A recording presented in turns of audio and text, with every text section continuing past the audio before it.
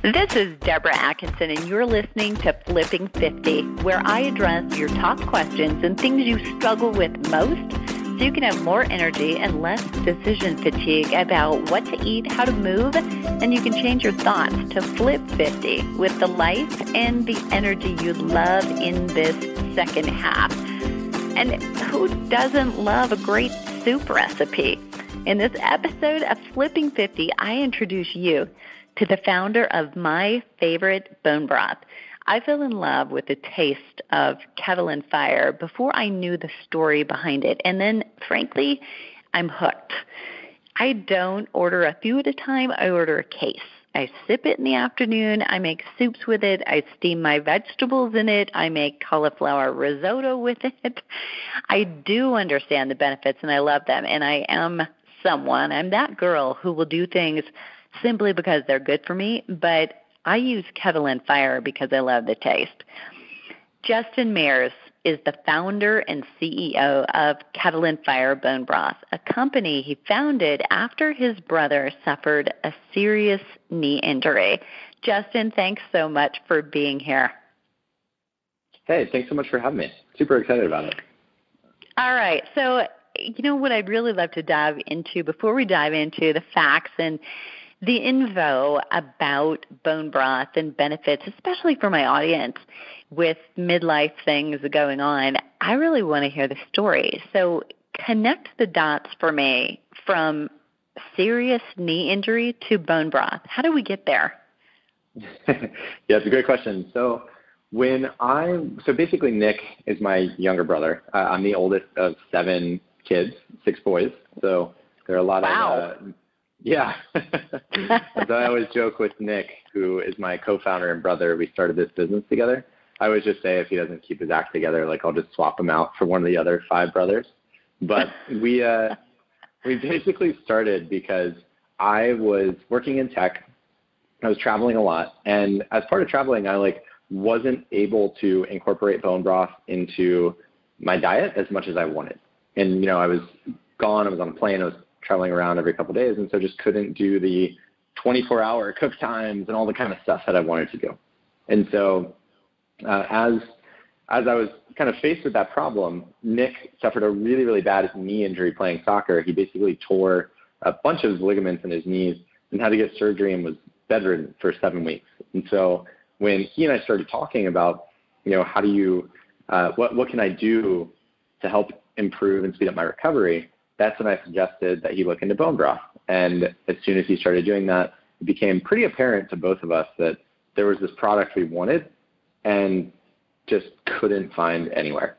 So that's when we decided that we would start the first shelf-stable, convenient bone broth company that uses 100% grass-fed bones, organic ingredients, all the good stuff. And that eventually became Kettle and Fire. What a story. Okay, so there's a couple of things I want to pick out of there. So I don't want to skip over for listeners the shelf-stable component because that's a big one, really big one. And yet, Jess and I have to ask, it's funny that I ask with a different kind of sensitivity to some of my guests, but I have to ask, how old are you? I am 29 in about 3 weeks. Okay, so many of us would be killing to be there again. But so you were turned on to bone broth. So I was really struck when you were talking about this is you couldn't incorporate bone broth into your diet as much as you wanted to. And that was before Kettle and Fire. So how in the world did you at such a young age get turned on to bone broth and benefits of it? Yeah, it's a good question. So I was doing a couple things. So one, I've always been pretty interested in health and wellness. I've been paleo since roughly 2010. And around that, also was getting into CrossFit, was reading a lot about longevity and kind of health and wellness stuff. And so as I kind of went down the health and wellness rabbit hole, I realized that one thing that was pretty consistent in a lot of longevity research that I was reading was that people that seem to get a lot of organ meats, bone marrow, some of these sources of key amino acids in their diet, tended to live a little bit longer. And that was replicated in some rat model studies and some other things I was looking at. And so between being just naturally interested in like increasing the number and quality of amino acids in my diet, and then having some friends in CrossFit, and actually one friend who is a semi-pro MMA fighter suggests that I look into taking bone broth, I just decided to give it a shot and felt fantastic from a kind of joint health and skin health standpoint. So I wanted to incorporate it into my diet in a pretty permanent basis. That's awesome. So talk to me a little bit about how much were you putting in when you said, I started feeling amazing. How long did it take and how much were you using? Yeah, so I was doing about 2 cups a day, and it took, so about 16 ounces. And then I would say it took about 3 to 4 weeks until I was like, okay, cool. This actually, I can feel a difference. Yeah, awesome. Which I think listeners can relate to that. I know that I do a 28-day kickstart. 4 weeks committing to that is so very different than, say, buying an annual membership at a gym, right? We know we can commit. I can do that for 28 days. I got it. So knowing that there's some pretty immediate gratification, that's super helpful and motivating to be willing to stick with it. Okay. Oh, yeah. So we've got that. We've made the connection. And then I guess we need to know the end of the story. How's your brother? How's his knee? Yeah. So his knee is good. So he actually recovered well, which is great. And, now he is, as you can probably imagine, absolutely loving being, working on Kettle and Fire. So, you asked, I am 28. Nick is 22. So he is a little baby and really enjoying what's going on with Kettle and Fire. As a mother to a 23-year-old who has not yet discovered bone broth, I am like thinking I need to write your mom a note, but okay. Let's go back. So you mentioned some things really pretty quickly that I want to go back and slow down on some of the things that you rifled through that you appreciate, but you're around them every day. So really let's talk about the Kettle and Fire difference and a little background story, Justin. So let me tell you how I came to know you. Literally, we have this amazing audience of Flipping 50 women, and someone from Kettle and Fire reached out to me and said, would you be interested in, sharing Kettle and Fire with your audience? And, I just kind of said no, thanks for thinking of me, but, I tried half a dozen of them. I'd even made my own, and I was like, nothing stood out. They're all the same. I was like, do I believe it probably helps? Yes, but, nothing really grabbed me. So I said, no, thank you. And they're like, well, could we send you some anyway? And I'm like, sure, So I come in the door from a trip and, hadn't eaten anything because airplane food, as you know, is not anything you really want to eat. And so before I got in the door, the package was sitting at the back door. I carried it in, and I was hungry enough that I opened it up and put some in the microwave even before I began unpacking. So my computer is still in my computer bag, and within 60 seconds, I sipped it, and I was like tearing my computer open, and I'm like, how do I tell my audience about this? Because it's a game changer, and the flavor is so very different. But it's then that I got the rest of the story, that I learned a little bit more. So go back to, first of all, shelf stable. And what are the things that make Kettle and Fire so very unique? Yeah, great question. So there's a couple things. I think that if you look at Kettle and Fire and compare it to some of the other bone broth companies out there, like we really, really, really pride ourselves on the product. So we use super, super high quality bones. We only use marrow bones, all from grass-fed or free-range organic animals. So, grass-fed in the context of beef, and then organic free-range in the context of chicken bones. We also use organic vegetables, spices, stuff like that, for the most part. And just between all of those things, like we And then the last thing I would say is that we cook our product for a really long time. And so where some of the big guys will say, oh, bone broth is kind of trendy, they will then put an apple cider vinegar and something in their already existing broth or stock product. We just kind of came at this problem from scratch and wanted to solve it in a way that was super high integrity and incorporated just the best quality ingredients we could get our hands on. And so, but between that, what that means is our product has a much richer and flavorful taste. It also has much higher collagen levels, higher amino acid levels, and just a lot more nutrient density because we try to make it that way. Yeah, love it. Okay. So for my audience members who are hearing a lot about collagen, and they've heard it in multiple places from me, and if not, you all who are listening, all you have to do is go to flipping50.com and use that little search bar and type in collagen, and you'll get several of the podcast articles and Flipping 50 TV shows that mention it and why you want it. But Justin, let you and I talk about, why is collagen important? What does it do for you? Yeah, great question. So it does a couple things. I mean, if you look at, the human body, basically 50 to 60% of the body's protein is actually collagen protein. And so what that collagen protein is doing is it's acting as the connector and the ingredient that is used to connect your joints. So it really, really is helpful from a joint health standpoint. It helps with skin health because, a lot of what goes into your skin, and especially the layer just under the outer layer of your skin, is made of collagen. And then the last thing is, if you look at it, also is super, super helpful from a gut health standpoint, just because collagen is actually contributing to and makes up the lining of your gut. And so most of our customers, will actually use bone broth as a way to promote gut, skin, or joint health, because that's kind of like the main reasons that people like to use it. So good. And everybody here listening, this is the perfect trilogy, right? So I don't talk to any one woman who says, I only want joint health, never mind my skin, ever. Right? And most of us have gut issues because, and you probably experienced that at 29, but, if you've got it from stress and traveling and exposure to toxins, imagine women who start going through hormones, or maybe you don't want to imagine that. I don't know. It's not pretty. But we've all got that going on. And then we've lived this really good life.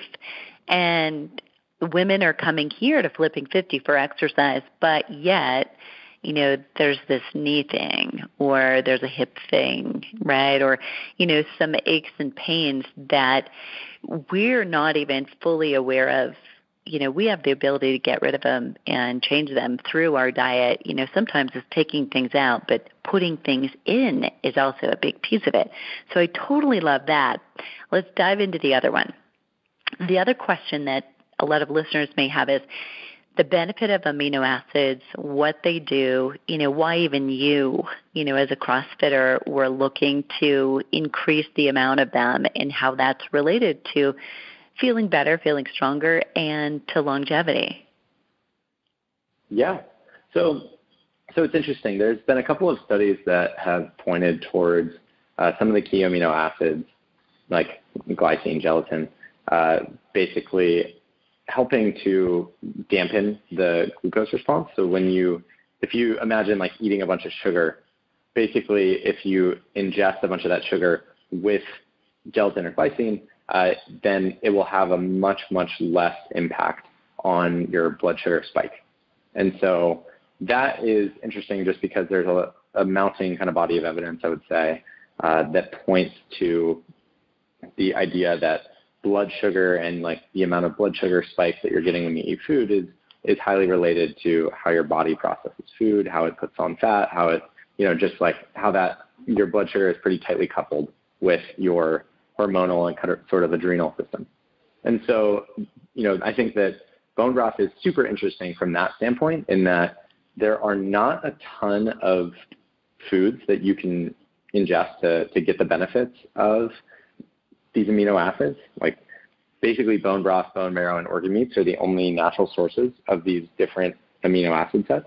And the other thing is, I think if you look at the average American diet, one of the biggest gaps that is even in someone who eats pretty healthy is if you're just eating like lean chicken breasts, organic vegetables, stuff like that, probably the biggest gap in your diet is that set of collagen and amino acids that you're just not getting.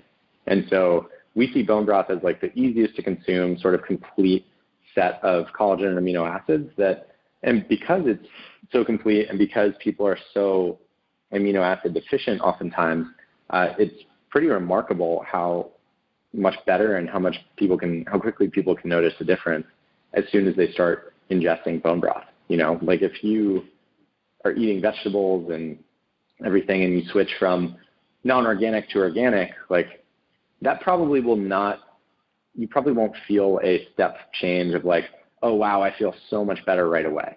Whereas when you start drinking bone broth, like oftentimes people will start feeling much, much better, in just 2 to 3 weeks, which is pretty crazy. That is amazing. Yeah. Food is medicine. So awesome. Yeah. So I love that. Exactly. Okay. So the difference, all right, in Kettle and Fire. So with those ultimately better ingredients, obviously you're going to get a better product. And certainly I can attest to the taste difference. I mean, it's just completely different.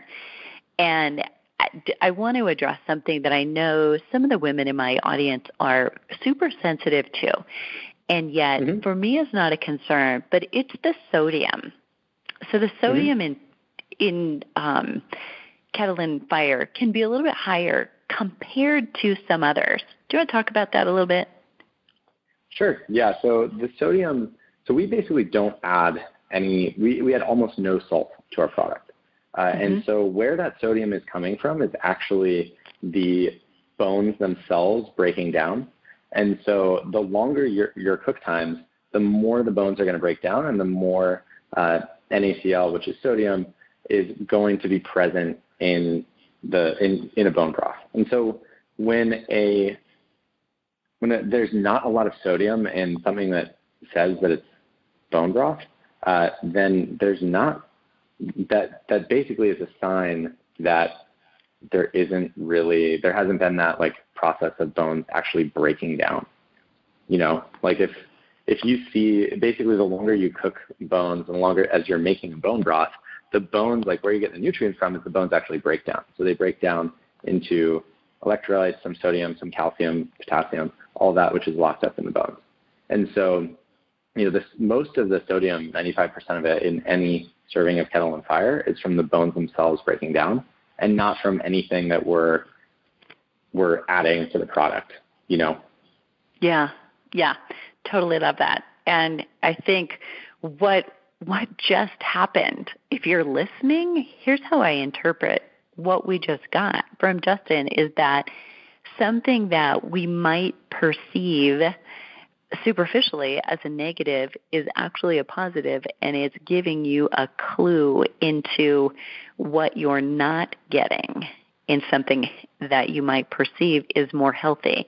And just from a fitness and training, conditioning standpoint, there are a lot of ways we can use bone broth. I mean, I sip it like I would sip tea in the afternoon, or I'll use it when I actually don't want a solid snack because I'm trying to trigger my hormones to come back on more fully. And, bone broth is kind of a step away from fasting without needing to fast.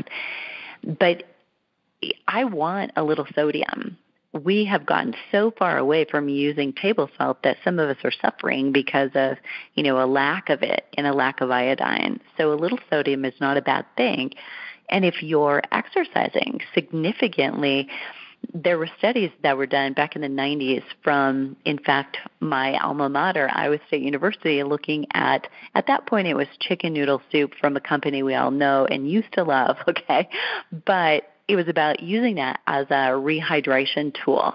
And, likewise, if you're rehydrating, replenishing after heat and humidity during exercise, having a little sodium is actually helpful and you need it. So you need to know a little bit about your sweat rate and your need for it too, maybe greater than you've ever suspected. And if you're using soup or broth like this as when you've got the flu, right, or you're down and out, you actually want the sodium because that's a huge help in helping you to heal and to rehydrate. So if you are out there thinking, I retain fluid when I have a little sodium, depending on where you are, sometimes retaining fluid is good because you don't have enough. So just to kind of set your mind at ease and give you a different perspective on thinking about it, there's one for you. Justin, anything else that's really unique about Kettle and Fire that you want to share? Yeah, I mean, so I hit on the ingredient quality, hit on the kind of long cook times, the stuff that makes us unique. I mean, the last piece is just that a lot of people will say, this is packaged, and it's shelf stable.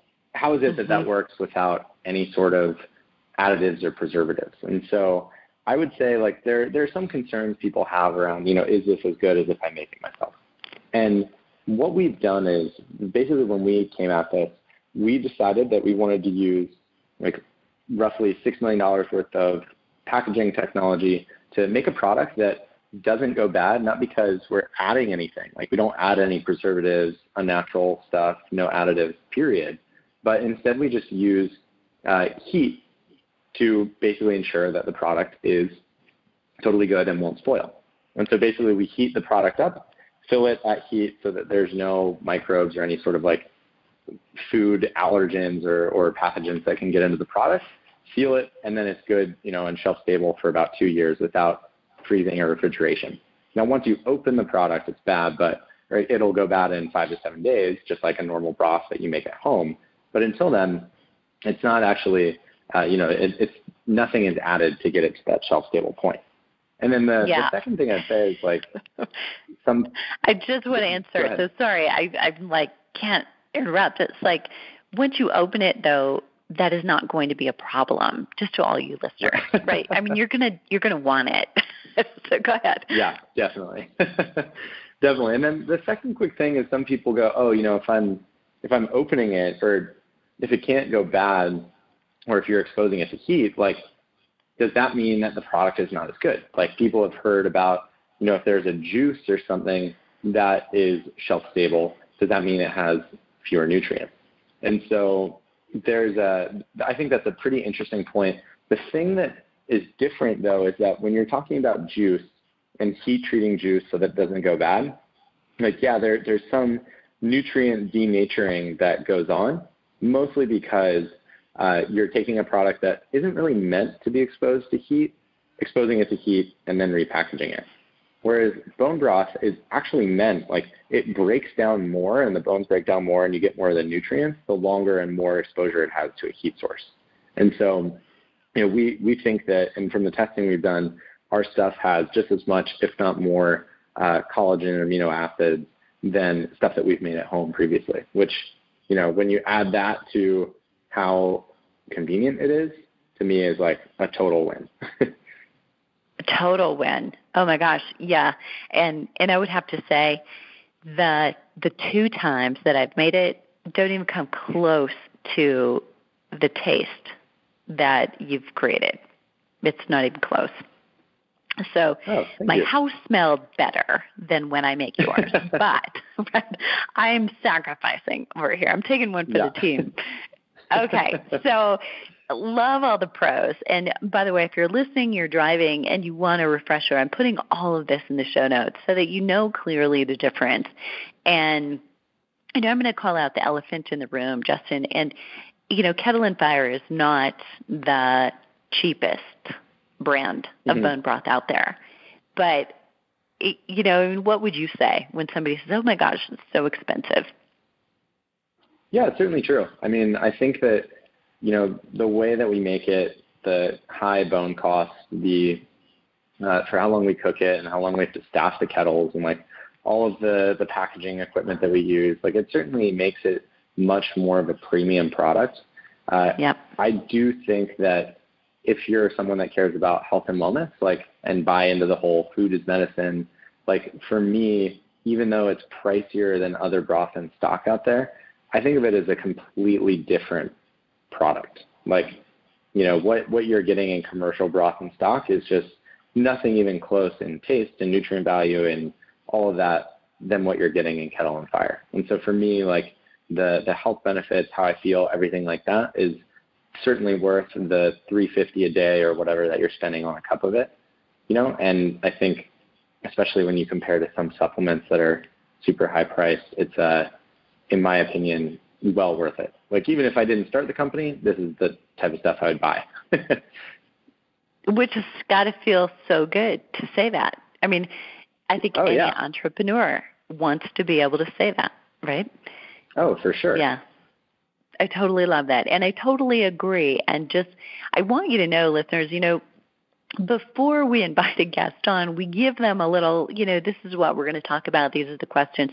That question came by surprise, but I wanted to use it because I know that for many of you, you know, cost is a factor. And I think it's worth knowing and valuing what it is you're putting your money into. So I hope that you all listening appreciate that. And Justin, thanks for fielding that question. But I truly do fully believe together with you that the value of what you're getting in this product is so much more worth just buying a product.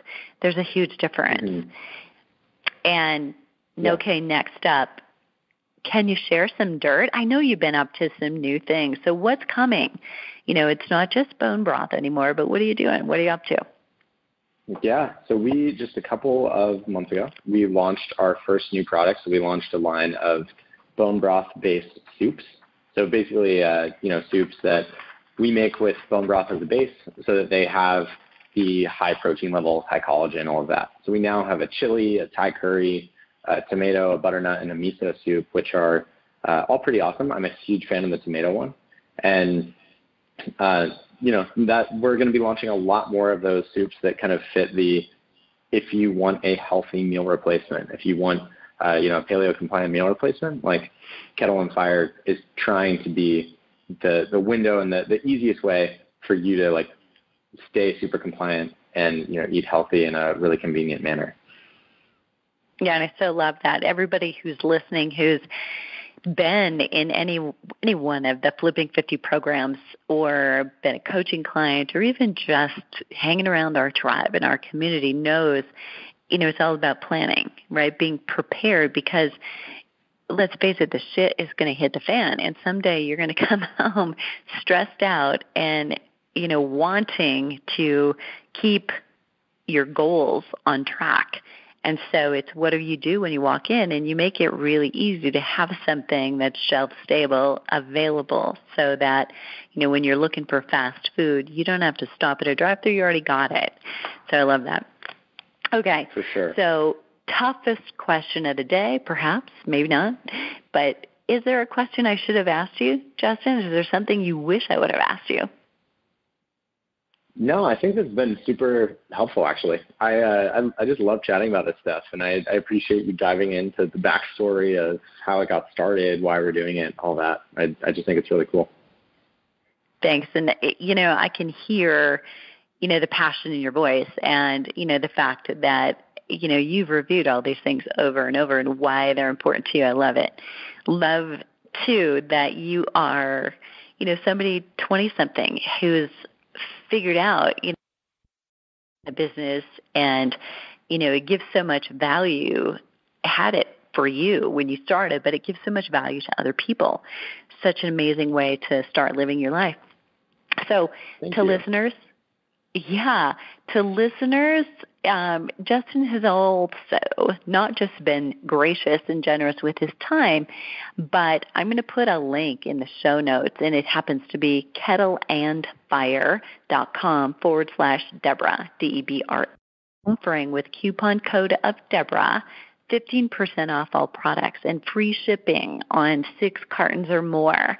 You are going to want one of those. And to my international customers, I have to say I'm sorry. They're only shipping in the U.S. right now at this point, but I encourage all of you to check it out who are here, and it's soup season officially, so you're going to want 6 or more cartons. I will share with you my favorite, and Justin, you mentioned the tomato you like as far as the soup goes. I love the chicken and mushroom bone broth, so just letting you know what my favorite was. I think that was the first one I tore into, so maybe it has something to do with you never forget your first time. I don't know, but I'm loving that one.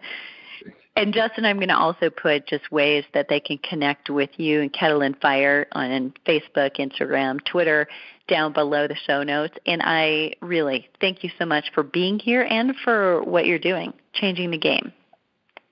Absolutely. Thanks so much for having me on. I love chatting about this stuff, and I super appreciate what you're doing.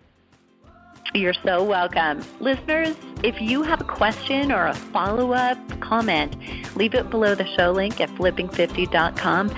I love hearing from you, and if this episode was helpful, please leave us a rating in iTunes. It really helps, and then share this with a friend. Surround yourself with a supportive community of women who are on the same journey. And to get the most from this week's episode, grab that link where you can get a 15% discount on Kettle and Fire. Check out today's show notes at flipping50.com/podcast.